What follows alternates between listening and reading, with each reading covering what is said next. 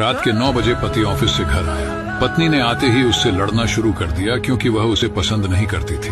पति ने कहा, मुझे खाना तो दे दो, बहुत भूख लगी है। पत्नी बोली, खुद जाकर खा लो, मुझे नींद आ रही है।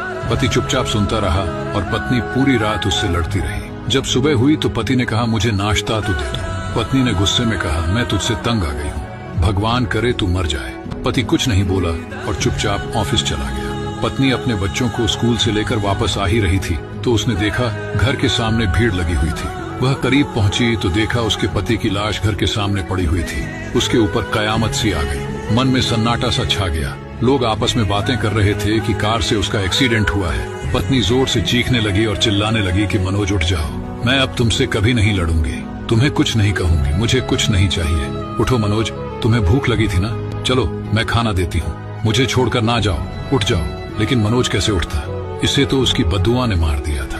मनोज के जाने के बाद पत्नी को दुनिया के रंग नजर आने लगे, रिश्ते बदलते दिखने लगे, उसके अपने उससे मुंह मोड़ने लगे, दुनिया के लोग उसे गंदी नजरों से देखने लगे। फिर कुछ दिनों में उसे उसका घर भी छीन लिया गया। जो हिस्सा उसका बनता था ससुराल वालों ने उसे दे दिया।